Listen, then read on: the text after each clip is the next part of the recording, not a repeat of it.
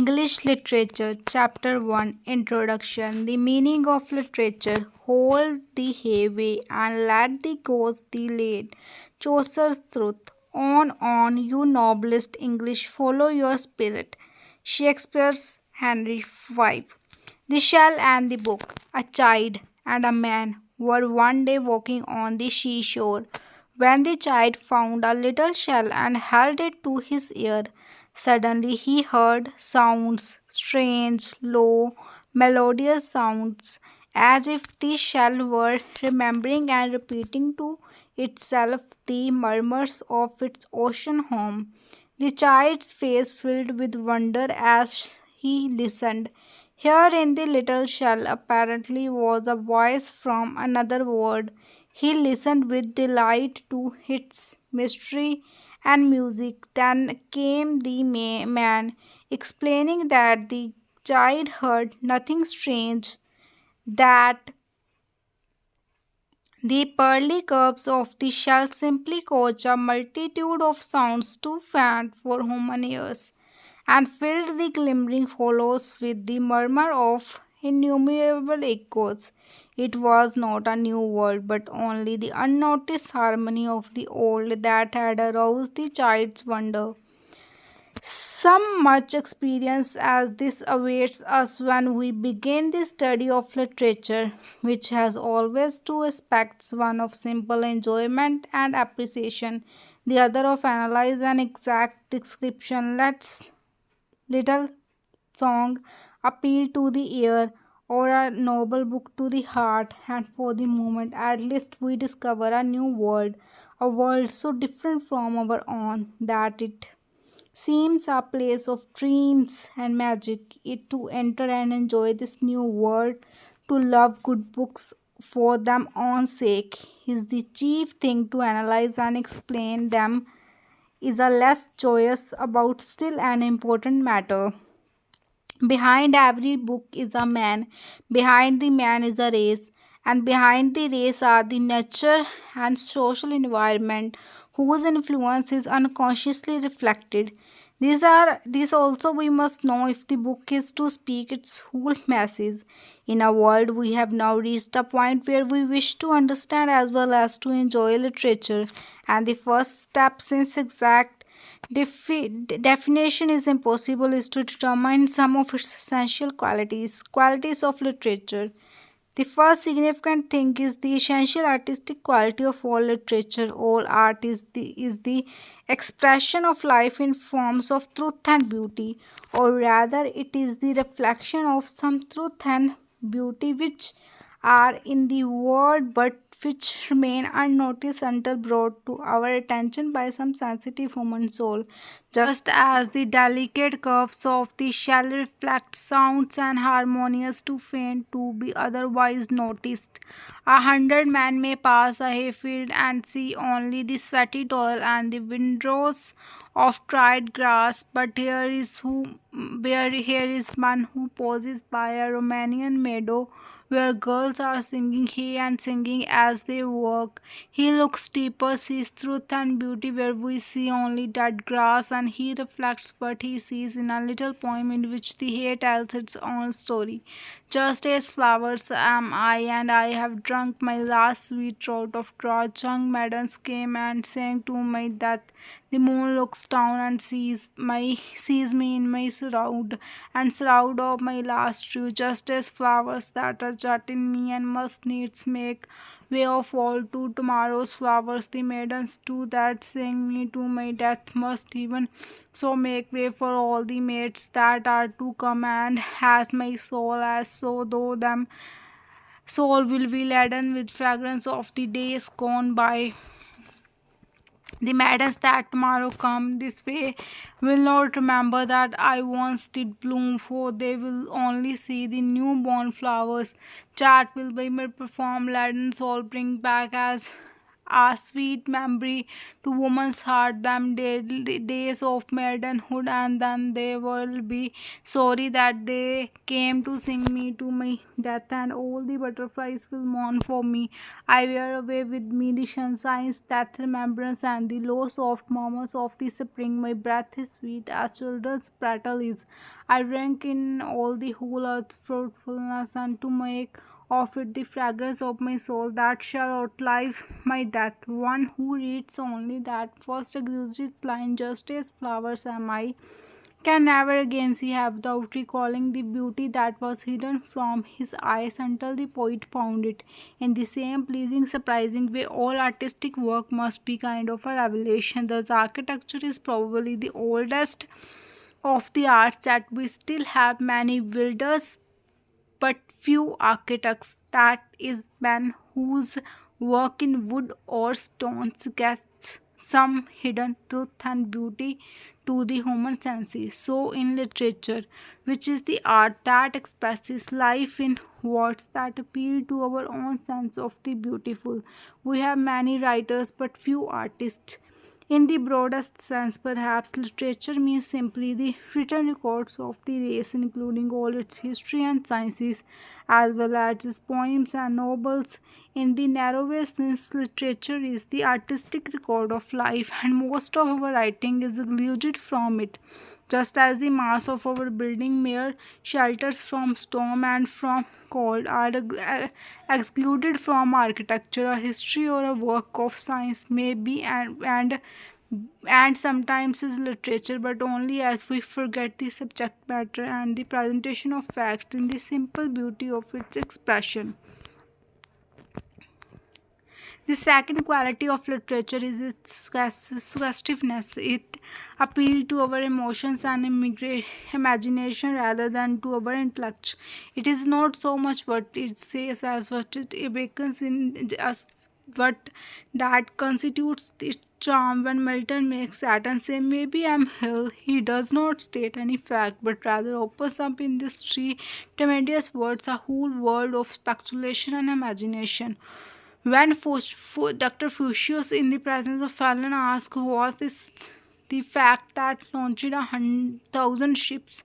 he does not state a fact or expect an answer. He opens a door through which our imagination enters a new world, a world of music, love, beauty, heroism, the whole splendid world of Greek literature.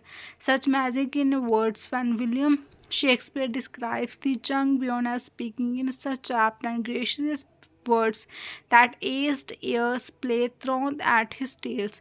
He has unconsciously given not only an excellent description of himself, but the measure of all literature, which makes us play truant with the present world and run away to live a while in the pleasant realm of fancy.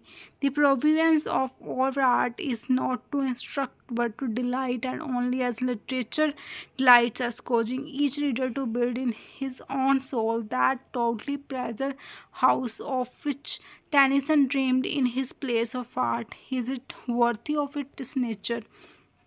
The third characteristic of literature, arising directly from the other two, is its permanence. The word does not live by bread alone, notwithstanding its hurry and bustle and apparent absorption in material things. It does not willingly let any beautiful things perish. This is even more true of its songs than of its paintings and sculpture.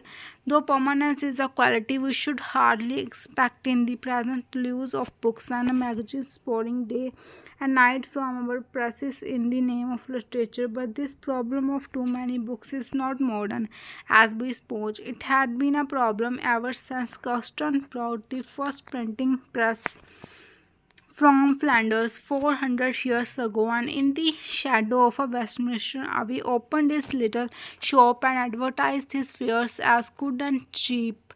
Even earlier, 1,000 years before Caxton and his printing press, the busy scholars of the great library of Alexandria found that the number of parchments was much too great for them to handle, and now when we print more in a week than all the Alexandrian scholars could copy in a century, it would seem impossible that any production could be permanent that any song or story could live to give delight in future ages. But literature is like a river in flood, which gradually purifies itself in two ways. The mud settles to the bottom and the scum rises to the top. When we examine the writings that by common consent constitute our literature, the clear stream purified of its prose, we find at least two more qualities which we call the test of literature and which determine its permanence.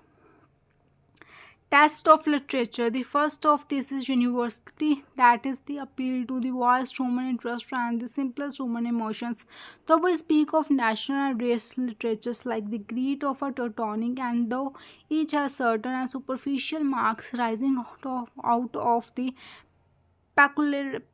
peculiarities of its own people, it is nevertheless true that good literature knows no nationality nor any bond save to humanity. It is occupied chiefly with elementary passions and emotions, love and hate, joy and sorrow, fear and faith, which are an essential part of our human nature. The more and it reflects these emotions, the more surely does it awaken a response in men of every race. Every father must respond to his parable of the prodigal son, wherever men are heroic, they will acknowledge the mastery of Homer.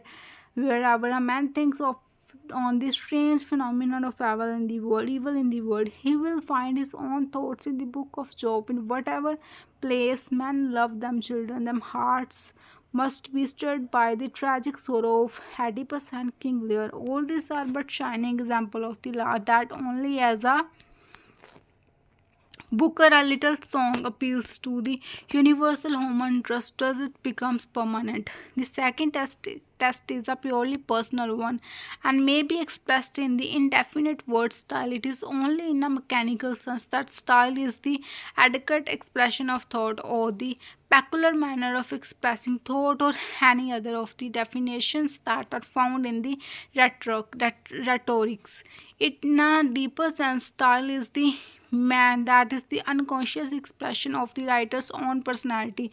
It is the very soul of one man reflecting as in a glass the thoughts and feelings of humanity, and no glass is colorless but thinks more or less deeply the reflections from its surface. So no other author can interpret human life without unconsciously giving to it the native hue of his own soul. It is the intensively personal elements that constitute style.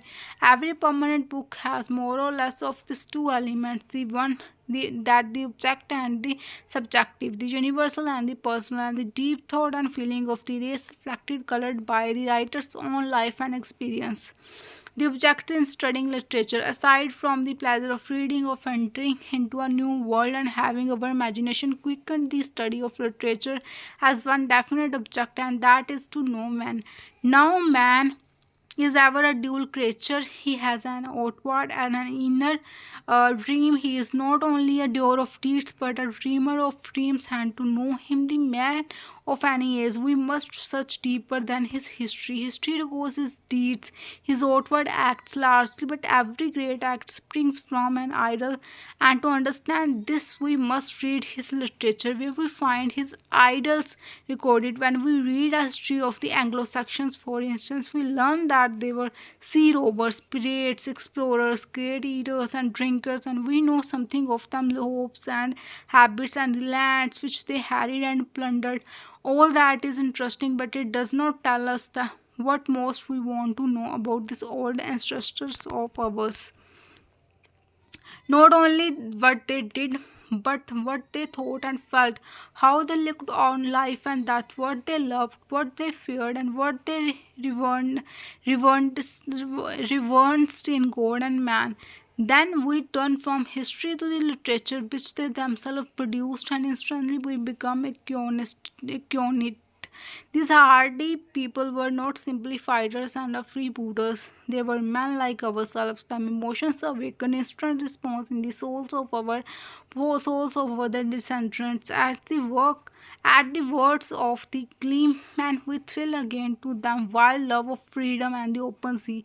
We grow tender at them love of home and patriotic at them deathless loyalty to them chief whom they choose for themselves and hosted on themselves in symbol of his leadership. One more, we grow respectful in the presence of pure womanhood or melancholy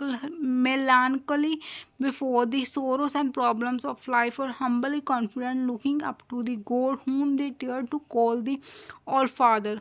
All these and many more intensely real emotions pass through our souls as we read the few shining fragments of verses that the jealous ages has left us. It is so with any age or people. To understand them, we must read not simply them history which records them deeds, but them literature which records the dreams that made them deeds possible. So Aristotle was profoundly right when he said that poetry is more serious and philosophical than history, and Goethe when he explained literature as the humanization of the whole world.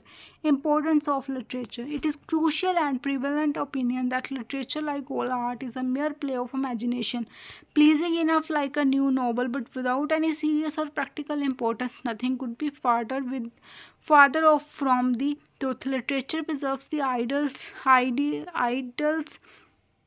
of a people, and idols of love, faith, duty, friendship, freedom, reverence are the part of human life most worthy of a preservation. The Greeks were a marvelous people. Chat of all them mighty works which cherish only a few ideas of beauty in a perishable stone, and ideas of truth in imperishable prose and poetry. It was simply the ideas of the Greeks and Hebrews and Romans preserved in them literature which made them what they were and which determined them value to future generations.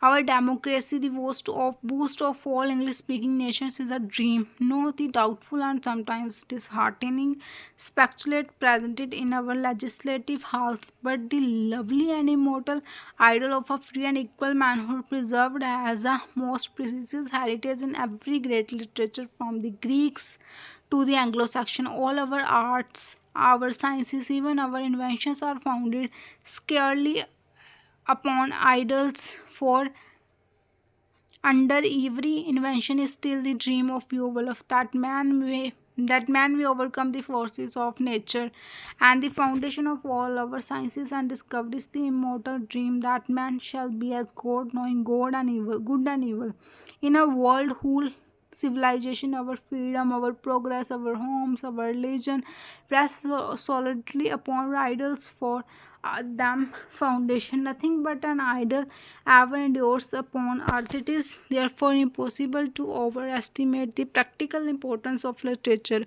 which preserves these idols from fathers to sons, while men, cities, governments, civilizations vanish from the face of the earth. It is only when we remember this that we appreciate the action of the devout Mussulman who picks up and carefully preserves every scrap of paper on which words are written, because the scrap may perchance contain the name of Allah, and the idols is too enormously important to be neglected or lost. Summary of the subject.